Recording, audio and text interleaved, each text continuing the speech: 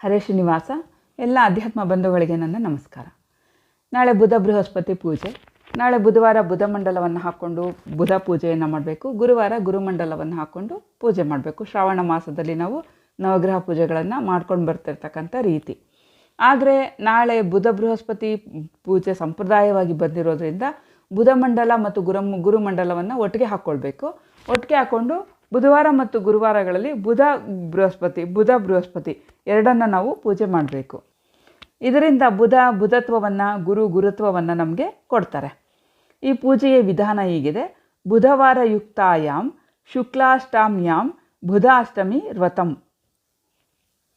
ಮಾಸ ಪಕ್ಷಾದ್ಯುಲ್ಲಿಖ್ಯ ಮಮ ಇಹ ಜನ್ಮನಿ ಜನ್ಮಾಂತರೇ ಚ ಬಾಲ್ಯಾದಾರಭ್ಯ ಕರ್ಮಣ ಮನಸಾ ವಾಚ ಜಾನತಾ ವಾ ಕೃತ ಪರಸ್ಯಾದ್ಯ ಪೌಹೃತಿ ದೋಷ ಪರಿಹಾರಾರ್ಥಂ ಪುತ್ರ ಪೌತ್ರಾದಿ ಸಕಲ ಮನೋರಥ ಸಿದ್ಧಿ ಪ್ರಾಪ್ಯರ್ಥಂ ಶ್ರೀ ಲಕ್ಷ್ಮೀನಾರಾಯಣ ಪ್ರೀತ್ಯರ್ಥಂ ಬುಧ ಅಷ್ಟಮಿ ವ್ರತಮಹಂ ಕರಿಷ್ಯೆ ಅಂತ ಹೇಳಿ ಸಂಕಲ್ಪವನ್ನು ಮಾಡಿಕೊಂಡು ಬುಧ ಹಾಗೂ ಬೃಹಸ್ಪತಿಗಳನ್ನು ಷೋಡಶೋಪಚಾರಗಳಿಂದ ನಾವು ಪೂಜೆ ಮಾಡಬೇಕು.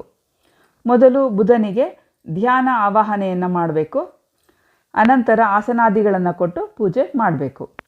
ನಂತರ ಪಾದ್ಯಂ ಅರ್ಘ್ಯಂ ಆಚಮನಂ ವಸ್ತ್ರಂ ಗಂಧಂ ಅಕ್ಷತಾಂ ಪುಷ್ಪಂ ನೈವೇದ್ಯಂ ನೀರಾಜನಂ ಈ ರೀತಿಯಾಗಿ ನಾವು ಷೋಡಶೋಪಚಾರ ಪೂಜೆಗಳನ್ನು ಮಾಡಬೇಕು. ನಂತರ ಬುಧನಿಗೆ ಅಂಗಪೂಜೆಯನ್ನು ಮಾಡಬೇಕು.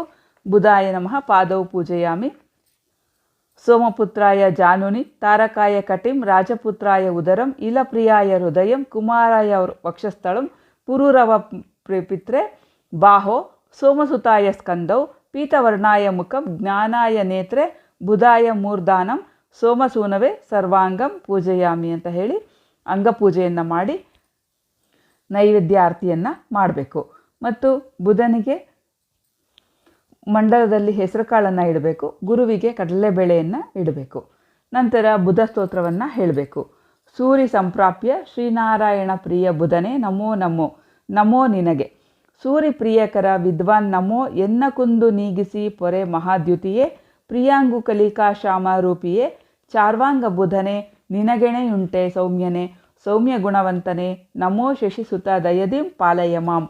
ಅಂಬುವು ಚೂರ್ಣಪಿಂಡಿ ಭಾವಹೇತು ಆಗಿಹುದು ನೀ ಅಂಬು ಅಭಿಮಾನಿ ಮಹಾಪಂಡಿತನಾದುದರಿಂದ ಬೇಡುವೆ ನಿನ್ನ ವಿಷಯದಲ್ಲಿ ಅಂಬುವತ್ ಜ್ಞಾನಯುಕ್ ಸ್ನೇಹಾನುರಾಗ ಎಂಬ ಭಕ್ತಿ ಅಂಬುಜನಾಭ ಬಿಂಬನಲಿ ಅನುಕಂಪಯ ನೀ ಒದಗಿಸೋ ಎನಗೆ.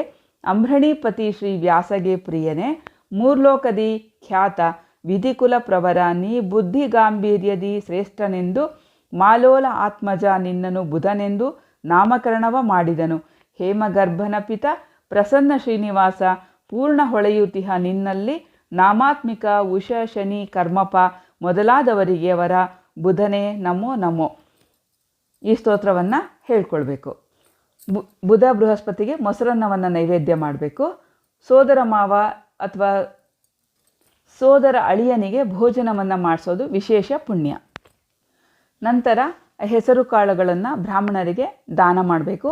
ಆನೇನ ಸ ದಕ್ಷಿಣ ಸ ತಾಂಬೂಲ ಮುದ್ಗಾ ದಾನೇನ ಬುಧಾಂತರ್ಗತ ಶ್ರೀ ಭಾರತೀ ರಮಣ ಮುಖ್ಯ ಪ್ರಾಣಾಂತರ್ಗತ ಶ್ರೀ ಲಕ್ಷ್ಮೀ ನೃಸಿಂಹ ಸುಪ್ರೀತೋ ಅಸ್ತು ಇತಿ ಭವಂತೋ ಭ್ರುವಂತು ಅಂತ ಹೇಳಿ ದಾನವನ್ನು ಕೊಡಬೇಕು.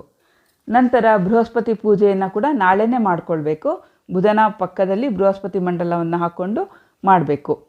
ಗೋವರ್ಧನ ಚಾಲೋದ್ಧಾರ ಸಮಯೇ ಹರಿರಕ್ಷಿತಾ ಚಣಕಾ ಸರ್ವಪಾಪಜ್ಞಾ ತಸ್ಮಚ್ಛಾಂತಿ ಪ್ರಯಚ್ಛಮೆ ಚಣಕ ಗುರು ದೈವತ್ಯಾ ಗುರುಪ್ರಿಯಕರ ಶುಭ. ಇದಂ ಸ ಹಿರಣ್ಯ ದಕ್ಷಿಣಾಕಂ ಸತಾಂಬುಲಂ ಚಣಕದಾನಂ ಬೃಹಸ್ಪತಿ ಗ್ರಹ ಪೀಡಾ ಪರಿಹಾರದ್ವಾರ ಬೃಹಸ್ಪತಿ ಗ್ರಹಾಂತರ್ಗತ ಶ್ರೀ ಭಾರತೀ ರಮಣ ಮುಖ್ಯ ಪ್ರಾಣಾಂತರ್ಗತ ಶ್ರೀ ಲಕ್ಷ್ಮೀ ನರಸಿಂಹ ಪ್ರೀತಿಂ ಕಾಮಯಮಾನಃ ತುಭ್ಯಮಹಂ ಸಂಪ್ರದದೆ ದತ್ತಂ ನಮಮ ಅಂತ ಹೇಳಿ ಕಡಲೆಬೇಳೆಯನ್ನು ದಾನವಾಗಿ ಕೊಡಬೇಕು. ಆನಂತರ ಸಂಪ್ರದಾಯದಂತೆ ಬುಧ ಬೃಹಸ್ಪತಿ ಹಾಡನ್ನು ಹೇಳ್ಕೊಳ್ಬೇಕು. ಈ ರೀತಿಯಾಗಿ ಬುಧ ಬೃಹಸ್ಪತಿ ಪೂಜೆಯನ್ನು ಮಾಡಬೇಕು. ಬುಧ ಗ್ರಹಕ್ಕೆ ಮತ್ತು ಗುರುಗ್ರಹಕ್ಕೆ ಪೂರ್ಣ ಧ್ಯಾನ ಆವಾಹನೆ ವಸ್ತ್ರ ಈ ರೀತಿಯೆಲ್ಲ ಷೋಡಶೋಪಚಾರ ಪೂಜೆಯನ್ನು ಮಾಡಿ ನಂತರ ನಮಸ್ಕಾರಾದಿಗಳನ್ನು ಮಾಡಿ ಸ್ತೋತ್ರವನ್ನು ಹೇಳಿಕೊಂಡು ಮತ್ತು ಬುಧ ಬೃಹಸ್ಪತಿ ಹಾಡನ್ನು ಹೇಳ್ಕೊಳ್ಳೋದು ವಿಧಾನ. ಸಾಯಂಕಾಲ ಕೂಡ ಇದೇ ರೀತಿಯಾಗಿ ಪೂಜೆಯನ್ನು ಮಾಡಬೇಕು. ಬುಧವಾರ ಮತ್ತು ಗುರುವಾರ ಎರಡಕ್ಕೂ ಈ ಪೂಜೆ ಬರುತ್ತೆ. ಇನ್ನು ನಾಳೆ ಶ್ರಾವಣ ಶುಕ್ಲ ತೃತೀಯ ಸ್ವರ್ಣಗೌರಿ ವ್ರತವನ್ನು ಮಾಡಬೇಕು.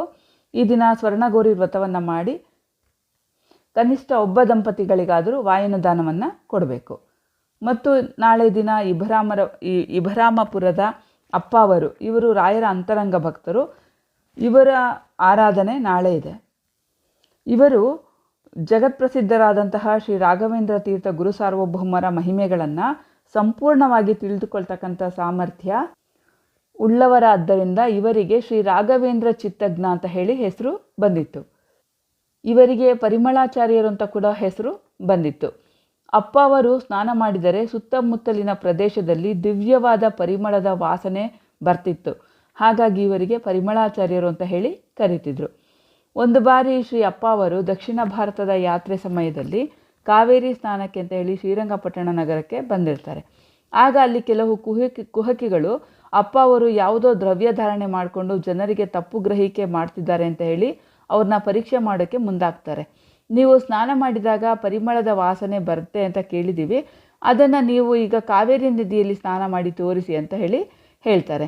ಆಗ ಶ್ರೀ ಅಪ್ಪ ಅವರು ಸ್ನಾನ ಮಾಡಿದಾಗ ಕಾವೇರಿ ನದಿಯಲ್ಲಿ ಮತ್ತು ಸುತ್ತಮುತ್ತಲಿನ ಗ್ರಾಮದಲ್ಲಿ ಪರಿಮಳದ ಸುವಾಸನೆ ಹರಡಿತ್ತು. ಅಪ್ಪ ಅವರ ಪರೀಕ್ಷೆ ಮಾಡಲು ಬಂದಂತಹ ಕುಹಕಿಗಳಿಗೆ ತಮ್ಮ ತಪ್ಪಿನ ಅರಿವಾಗಿ ಅವರ ಬಳಿ ಶರಣಾಗ್ತಾರೆ. ಕರುಣಾಸಾಗರರಾದಂತಹ ಅಪ್ಪ ಅವರು ಪರೀಕ್ಷೆ ಮಾಡಲು ಬಂದಂತಹ ಜನರನ್ನು ಕ್ಷಮಿಸಿ ಅನುಗ್ರಹವನ್ನು ಮಾಡ್ತಾರೆ.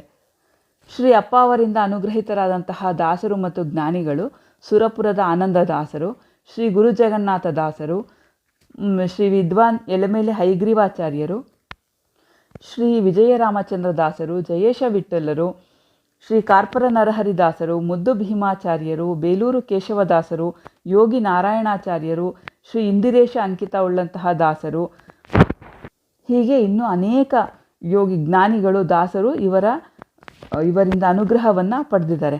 ಶ್ರೀ ಕ್ಷೇತ್ರ ಅಪ್ಪಾವರ ಕಟ್ಟೆಯಲ್ಲಿ ಈಗ ಮಂಟಪ ಇದೆ. ಶ್ರೀ ಯೋಗಿ ನಾರಾಯಣಾಚಾರ್ಯರು ಮಂಟಪದ ಕಂಬದ ಮೇಲೆ ಗಣಪತಿ, ಪ್ರಾಣದೇವರು ಮತ್ತು ರುದ್ರದೇವರು ರಾಯರನ್ನು ಮತ್ತು ಅವತಾರತ್ರಯ ಪ್ರಾಣದೇವರನ್ನು ಕೆತ್ತನೆ ಮಾಡಿದ್ದಾರೆ. ಇವರ ಸ್ಮರಣೆ ಪ್ರಾತಸ್ಮರಣೀಯರು. ಇವರ ಸ್ಮರಣೆ ಗಂಗಾ ಸ್ನಾನ. ಆದ್ದರಿಂದ ನಾಳೆ ವಿಶೇಷವಾಗಿ ಇವರ ಆರಾಧನೆ ಇರೋದ್ರಿಂದ ಎಲ್ಲರೂ ಇವರ ಸ್ಮರಣೆಯನ್ನು ಮಾಡೋಣ ಮತ್ತು ಈ ಸ್ತೋತ್ರವನ್ನು ಪಾರಾಯಣ ಮಾಡೋಣ. ಶ್ರೀರಾಮಚರಣ ದ್ವಂದ್ವ ವಾರ್ಧಿ ಚಂದ್ರೋದಯ ಪಮಃ ಶ್ರೀಕೃಷ್ಣ ಪೂಜಾ ನಿರತಃ ಕೃಷ್ಣೋ ಮಾಂ ಸರ್ವದಾವತು. ಇನ್ನೊಮ್ಮೆ ಹೇಳ್ತೀನಿ. ಶ್ರೀರಾಮಚರಣ ದ್ವಂದ್ವ ವಾರ್ಧಿ ಚಂದ್ರೋದಯೋಪಮಃ ಶ್ರೀಕೃಷ್ಣ ಪೂಜಾ ನಿರತಃ ಕೃಷ್ಣೋ ಮಾಂ ಸರ್ವದಾವತು. ಮಂತ್ರಾಲಯದ ಹತ್ರ ಇಭರಾಮಪುರ ಅಂತ ಹೇಳಿದೆ, ಅಲ್ಲಿ ಇವರ ಕಟ್ಟೆ ಇದೆ. ಇಲ್ಲಿ ಬಂದವರ ಎಲ್ಲ ಭಕ್ತರಿಗೂ ಈಗಲೂ ಅವರು ಅನುಗ್ರಹವನ್ನು ಮಾಡ್ತಾ ಆ ಕಟ್ಟೆಯಲ್ಲಿ ವಿರಾಜಮಾನವಾಗಿದ್ದಾರೆ. ಇವರ ಸ್ಮರಣೆ ಪ್ರತಿಯೊಬ್ಬರೂ ಅವಶ್ಯ ಮಾಡಲೇಬೇಕು. ಅವರ ಅನುಗ್ರಹಕ್ಕೆ ನಾವು ಪಾತ್ರರಾಗೋಣ. ಹರೇ ಶ್ರೀನಿವಾಸ. ಎಲ್ಲರಿಗೂ ಒಳ್ಳೆಯದಾಗಲಿ.